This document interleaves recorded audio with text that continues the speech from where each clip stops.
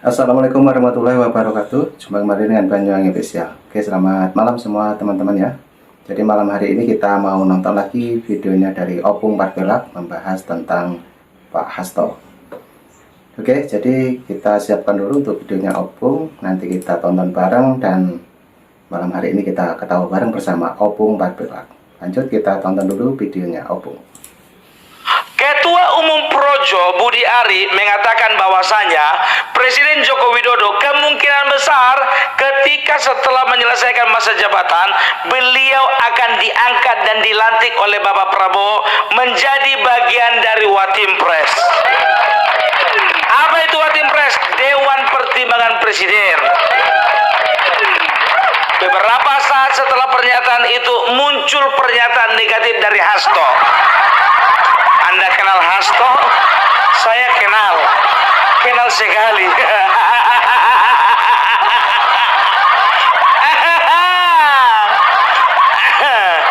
Dan Hasto mengatakan bahwasanya Joko Widodo tidak layak menjadi anggota Watimpres karena orang yang cocok dan kriteria yang cocok untuk menjadi anggota Watimpres hanyalah orang yang memikirkan kemajuan bangsa ini, bukan kemajuan keluarganya. Masih dalam rupanya sakit hati. Kenapa kau sakit hati ketua umum kalian gak diajak? Gampang itu, ajukan aja surat permohonan, ya kan, surat permohonan kepada ya Presiden terpilih Bapak Prabowo. Jakarta 25 September 2024. Dengan ini kami mengajukan ketua umum kami agar bisa diterima menjadi anggota Watimpres. Besar harapan kami ketua umum kami diterima bekerja di lembaga yang Bapak pimpin. Demikian surat ini kami buat. Atas perhatiannya kami ucapkan terima kasih. Sekjen Hasto. Gampang sebetulnya. Ya kan, gampang. Cuman tengok-tengoklah dulu situasi. Kalau misalnya Bapak Jokowi udah di dalam, jangan coba-coba. Jangan coba-coba. Beliau nggak akan mungkin jadi anggota. Kedua, alah, mimpi. Pengen diajak ya, nggak mungkin. Jadi apa itu Watimpres? Apa itu tugas dan tanggung jawab seorang Watimpres? Jadi mungkin kalau untuk kawan-kawan yang angkatan yang kelahiran tahun 80-an, ya mungkin pernah tahu dan juga pernah belajar di sekolah mengenai DPA, Dewan Pertimbangan Agung ya. Jadi sebetulnya Watimpres ini adalah transformasi dari DPA. Bisa dikatakan reinkarnasi lah, karena sebetulnya DPA itu sudah ditiadakan ya. Oleh karena ada perubahan undang-undang, Dewan Pertimbangan Agung itu ditiadakan. Karena apa? Karena Dewan Pertimbangan Agung pada saat itu ya, itu kedudukannya, lembaga Dewan Pertimbangan Agung itu kedudukannya sejajar dengan presiden. Tapi berdasarkan dengan pasal 16 Undang-Undang Negara Indonesia, Republik Indonesia tahun 1945. Mak, belajar undang-undang lagi kita sama Bung Parpelak, biar cerdas kita. Ya, perlu diadakan perubahan tapi tidak menghilangkan esensi dari pasal 16 tersebut. Ya, bahwasanya diperlukan Dewan Pertimbangan tapi kedudukannya harus di bawah presiden. Jadi Dewan Pertimbangan Presiden memiliki tugas dan tanggung jawab memberikan nasihat dan pertimbangan kepada presiden, baik diminta ataupun tidak diminta ya. Itu adalah menjadi tugas dan tanggung jawab seorang Watimpres ya. Untuk kedudukannya otomatis, karena yang menunjuk adalah presiden, otomatis kedudukan dari Watimpres mulai dari ketua, sekretaris sampai anggota itu semuanya kedudukan di bawah presiden. Jadi mereka hanya berhak memberikan saran, memberikan pertimbangan, tidak bisa membuat sebuah keputusan. Itu dia ya. Sejak kapan ada Watimpres? Watimpres itu ada sejak tahun 2007 pada masa pemerintahan Susilo Bambang Yudhoyono ya. Dan untuk saat ini Joko Widodo juga sudah punya Watimpres. Kalau tidak salah anggotanya itu ada 9 ya, dan pimpinannya ada 1. Pimpinan Watimpres pada saat ini diketuai oleh kalau tidak salah aku Wiranto ya, Wiranto dengan beberapa orang anggotanya seperti ya seperti Habib Lutfi, seperti Soekarwo, setelah itu ada Agung Laksono, setelah itu ada Sinarto Danuarta kalau tidak salah, setelah itu ada Putri Wisnu Kusuma ya, setelah itu ada Tahir dan beberapa orang lainnya yang aku juga kebetulan tidak terlalu ingat namanya ya kan. Jadi itu dia, kalau bisa dikatakan apakah Dewan Pertimbangan ini perlu ya, karena apa? Karena memang setiap kebijakan presiden ya itu harus mengacu kepada, bukan hanya kepada undang-undang, tapi kepada kepada norma ya di dalam kehidupan berbangsa dan bernegara ya. Jadi setiap kebijakan dan juga langkah-langkah yang akan diambil oleh presiden biasanya presiden akan mendiskusikan terlebih dahulu kepada Dewan Pertimbangan. Apakah yang menjadi kebijakan dan langkahnya dan keputusannya memang betul-betul sudah bisa digolkan, diloloskan untuk dieksekusi? Kalau memang sudah, oke, gas. Tapi kalau memang tidak katanya, tapi walaupun ya Dewan Pertimbangan berkata tidak, kalau memang presiden berkata ya, keputusan tetap di tangan presiden. Karena apa? Ingat, pada hakikatnya Dewan Pertimbangan presiden ada di bawah presiden. Itu dia ya. Jadi begini ya, ini bisa dikatakan adalah orang-orang yang memang betul-betul punya kemampuan dan punya kredibilitas di bidang masing-masing ya, seperti Wiranto ya, dia di bidang militer dan juga pertahanan keamanan ya. Juga ada Tahir itu di bidang perekonomian ya. Setelah itu ada Soekarwo. Kalian tahu Soekarwo itu adalah mantan gubernur Jawa Timur ya. Kalau bicara tentang pemerintahan mungkin Soekarwo, dan juga politik dan berbagai unsur lainnya ya. Jadi begitu ya. Jadi jangan sampai salah-salah. Jadi kalau misalnya Hasto Kristianto berkata bahwasanya Bapak Joko Widodo tidak layak, dasarnya apa? Kalau mau ditanya masalah layak tidak layak, lebih layak Joko Widodo daripada Megawati. Kenapa bilang? Ya kan sudah terbukti 2 kali menjadi Presiden Republik Indonesia. Jadi kalau itu kukatakan kemarin itu ya, ingat aku Opung Parbelak pernah mengatakan ya, jauh hari pernah mengatakan bahwasanya setelah Bapak Presiden Joko Widodo ini lengser, katakanlah bukan lengser, habis masa jabatan, ingat ini ya, Bapak Prabowo tidak akan melepaskan seorang Joko Widodo begitu saja ya. Karena apa? Karena beliau masih butuh seorang Joko Widodo untuk memberikan nasihat juga pertimbangan-pertimbangan. Jangankan pertimbangan politik, ekonomi, sosial dan segala macamnya, pertimbangan untuk menang pun juga sanggup. Menang capres sanggup kan? Itu dia. Makanya aku bilang kalau Bapak Joko Widodo ini adalah the master of consultant. Ya, kalau bisa dikatakan 5 orang konsultan itu 1 orang Joko Widodo. Gitu. Nah, oke, jadi sangat menarik sekali teman-teman ya, ocehannya Opung Parbelak untuk malam hari ini, dan membahas tentang Hasto, ada juga Pak Jokowi, dan tadi yang dibahas adalah tentang DPA, Dewan Pertimbangan Agung.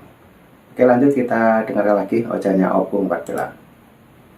Jadi kalau bisa dikatakan, makanya aku sangat setuju sekali. Seperti aku sudah lupa ya, aku tidak mengada-ada, tapi Opung Parbilak sudah pernah mendengarkan satu penggalan kata dari orang ya yang bisa dikatakan salah satu pemimpin di dunia ini, yang mengatakan ya, pengamat politik di suatu negara ya, kalau tidak salah waktu itu entah Australia entah juga pokoknya negara barat lah, mereka mengatakan bahwasanya Joko Widodo ini masih diperlukan oleh Indonesia ini paling tidak selama 25 tahun.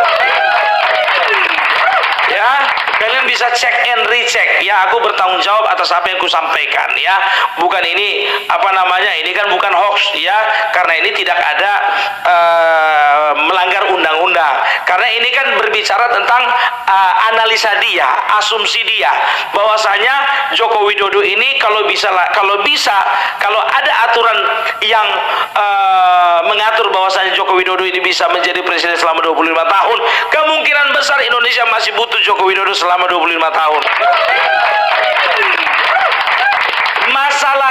Masalahnya karena Undang-Undang Republik Indonesia tidak memperbolehkan Indonesia dipimpin berturut-turut lebih daripada 2 periode oleh satu orang presiden. Itu dia. Jadi caranya bagaimana? Ya caranya ya, walaupun ya ingat ini, walaupun Watimpres itu di luar struktur atau bisa dikatakan lembaga non struktural ya, keputusan pertimbangan dan nasihatnya itu diperlukan oleh seorang presiden ya. Memang betul kalau Watimpres itu ya, itu di luar struktur, di luar dari kabinet, di luar dari struktur kepresidenan. Tapi bagaimanapun juga setiap kata-kata nasihat dan juga masukan-masukan itu boleh menjadi pertimbangan bagi seorang presiden ya. Makanya kita bisa lihat bagaimana Indonesia ini dipimpin oleh Bapak Joko Widodo, dan itu bukan hasil dari satu otak, tapi itu juga hasil dari beberapa pertimbangan dari beberapa anggota Watimpres. Makanya kita harus bangga bahwasanya ya, seorang presiden tidak bekerja sendiri, tapi dia punya teman diskusi. Itu yang diperlukan seorang Joko Widodo, dan kemudian nanti itu juga yang diperlukan oleh seorang Prabowo Subianto. Ya, itu ya bisa dikatakan ya, orang yang dianggap dituakan dan juga orang yang dianggap ya punya sumbangsi lah terhadap negara ini gitu ya. Jadi kalau Hasto Kristianto ya mengucapkan statement-statement mirip seperti itu, wajar. Karena apa? Kepingin. Intinya itu aja, kepingin, nggak ada yang lain ya. Kita bisa lihat bagaimana ya Banteng dan juga pasukannya berusaha untuk menghancurkan reputasi dari Joko Widodo dan keluarganya. Tapi kelihatan kan nggak gampang. Apa? Pesawat jet pribadi? Nggak bisa kan? Fufu Fafa? Nggak bisa juga kan? Apa masalah timnas? Terus apa? Pelengseran Gibran. Jadi udah kelihatan sebetulnya langkah-langkah orang ini ya adalah langkah-langkah yang bisa dikatakan permainan-permainan yang aku anggap ini permainan kotor lah. Apa sih salahnya ketika kita berkompetisi ya? Ketika kita berkompetisi, kalau kalah kita ngaku kalah, kalau menang kita jangan jumawa, dan kita harus berpikiran bahwasanya aku menang bukan karena perbuatanku sendiri. Coba perhatikan ya, apa yang dilakukan Bapak Prabowo itu juga fotokopi dari yang dilakukan Bapak Joko Widodo. Perhatikanlah pola kemenangan dari Joko Widodo itu fotokopi ya, itu di copy paste dengan model kemenangannya Bapak Prabowo. Perhatikan kalian lah, yang pertama ya, beliau itu selalu mengedepankan isu-isu rakyat. Yang kedua, dalam menghadapi serangan berusaha untuk tetap santun. Itu dia. Yang ketiga, tidak pernah melakukan serangan balik. Nggak pernah. Perhatikan aja Joko Widodo 2014-2019 ya, melakukan 3 hal itu tadi. Itu juga yang dilakukan oleh Bapak Prabowo. Tapi itu nggak disadari oleh Nah, coba perhatikan juga ya.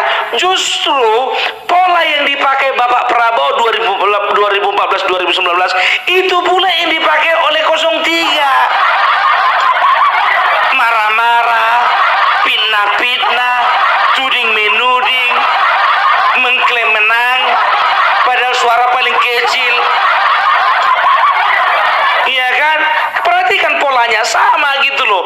Makanya kalau orang sudah pernah jatuh di lubang itu, jangan kalian jatuh lagi di lubang yang pernah membuat orang itu jatuh. Nah, itulah saran dari Opung Barbelak, teman-teman ya. Oke, jadi begitulah saran dari Opung yang patut kita simak untuk malam hari ini. Dan lanjut kita dengarkan lagi ucapannya Opung Barbelak. Itu namanya bodoh. Udah tahu orang-orang pakai cara itu kalah, kenapa kalian pakai? Siapa sih tim kreatifnya? Aduh, udahlah. Apalagi di media sosial. Kalau ku perhatikan ini ya, kalian itu cuma perang gagasan, ya. Setelah itu kalian itu perang argumentasi, setelah itu kalian perang narasi. Tapi ingat coba, ya kan, di media sosial, ya, siapa yang berkuasa? Prabowo Gibran. Nggak kalian tengok itu di media sosial biru semua. Termasuk Opung Barbelak yang bikin biru. Media sosial Opung Barbelak bikin biru. Gitu, makanya belajar dulu kalian sama Opung Barbelak. Jadi besok-besok kalian misalnya contohnya mau mencalonkan diri jadi capres, ya belajar dulu panggil Opung Barbelak. Aduh, itu makanya aku bilang ya, bagaimanapun juga pada intinya ya, Bapak Joko Widodo masih dibutuhkan bangsa ini. Dan kalian pembenci Bapak Joko Widodo, jujur aja, negara nggak butuh kalian, bangsa ini nggak butuh kalian, kecuali kalian bertobat dan berobat. Ya, itu aja sih kalau bilang ya. Tapi ya itulah ya, apa sih yang bisa dilakukan seorang pembenci? Nggak ada kan? Ya kan? Pembenci itu begitu, ya kan? Nggak dapatan nangis, dapatan kurang banyak, dapat banyak kurang banyak lagi, dikasih menteri sekian maunya sekian. Dan ini juga kurasa ya, aku curiga ya, ini yang diwanti-wanti oleh tim Banteng ya. Karena apa? Ketika Bapak Joko Widodo masuk menjadi anggota Dewan Pertimbangan Presiden, apalagi sempat menjadi ketua, kurasa nggak ada lagi kesempatan Banteng masuk ke dalam. Nggak ada lagi kesempatan Megawati dan kawan-kawan menikmati indahnya kekuasaan. Karena apa? Udah dikunci, udah nggak bisa lagi tong mereka memberi pengaruh kepada presiden, ya kan? Kenapa? Udah ada Dewan Pertimbangan. Nggak mungkin Prabowo lebih memilih diskusi sama Megawati daripada Bapak Jokowi. Nggak mungkin. Dasarnya apa? Makanya ya kan, sekarang ini kan kelihatan ya, banyak orang-orang ya yang membuat hoax, membuat berita seolah-olah Joko Widodo itu dengan Bapak Prabowo hubungannya sedang retak, kan begitu tuh. Retak dari mana? Ginjalmu itu retak.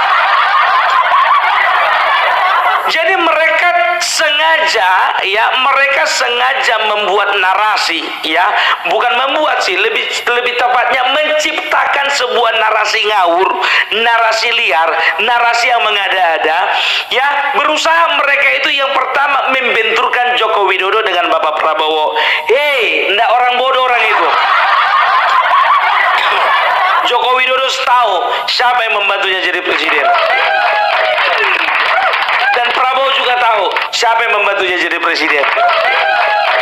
Jadi orang ini dua, walaupun punya masa lalu kelam, katakanlah dulu masa lalu itu kan berbicara kompetisi. Ya memang agak gelap waktu 2018, 2019 agak redup-redup, ya kan gitu. Tapi Tapi sekarang ingat ya, sudah hukumnya.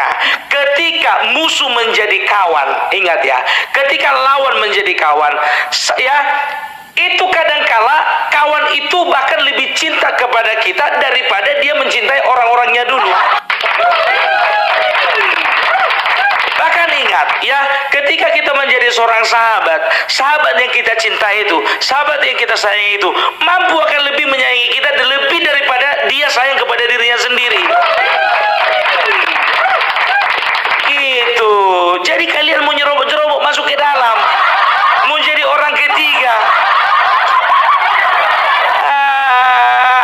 nggak bisa, ya kan? Udahlah, mimpi kalian itu adalah mimpi yang bisa dikatakan mimpi yang sia-sia. Tahu mimpi yang sia-sia, ya kan? Udah tahu kita misalnya mimpi kita A gitu, ya kan? Yang kita tembak B, togel lah dulu, nomor togel gitu. Tahu kita misalnya, oh iya, aku mimpi orang mati, tapi yang kita tembak ular. Itu mimpi yang sia-sia, ya kan? Bermimpi tapi nggak ada yang mau dituju, asal tembak. Kalian berharap menjadi penguasa di Indonesia ini selamanya? Oh, tidak bisa. Ya kan, ingat ya, mungkin bagi semesta, aku nggak katakan bagi Tuhan ya, mungkin bagi semesta, udah inilah hari terakhir kalian. Ya iyalah, enak kali sama kalian semua.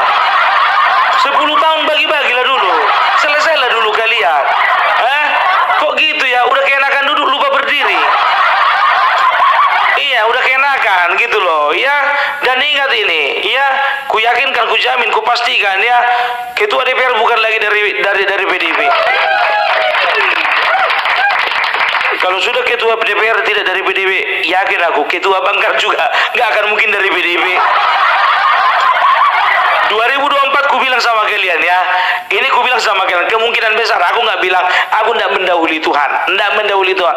Kemungkinan besar 2024 PDIP tidak jadi ketua dewan. Dan PDIP juga nggak akan mungkin jadi ketua banggar. Perhatikan kalian lah, perhatikan kalian lah.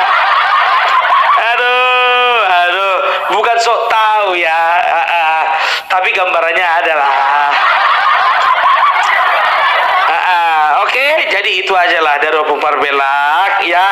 Ya kalau memang presiden kami nantinya menjadi Dewan Pertimbangan Presiden di era Bapak Prabowo Subianto dan juga Gibran Rakabuming Raka, kurasa ini akan terjalin sinergi ya, atau kerjasama yang sangat indah. Karena apa? Anaknya di dalam. Udah nggak kaku lagi, ya kan? Dewan Pertimbangan Presiden, ya kan? Presiden ya, Bapak Joko Widodo, bilang apa sama anaknya? Pak Wakil. Pangkat anaknya sekarang lebih tinggi daripada bapaknya, Pak Wakil. Indah bukan? Itu adalah harapan seorang bapak, seorang anak satu saat harus bisa lebih tinggi dari bapaknya. Itu baru bapak yang benar. Dengar kau Hasto, kau berapa tahun lagi kau menjabat jadi sekjen? Aduh, oke lah dulu ya. Salam Parbelak, salam NKRI harga mati. Nah, oke teman-teman, itulah Opung Parbelak memberi saran untuk pemirsa semuanya.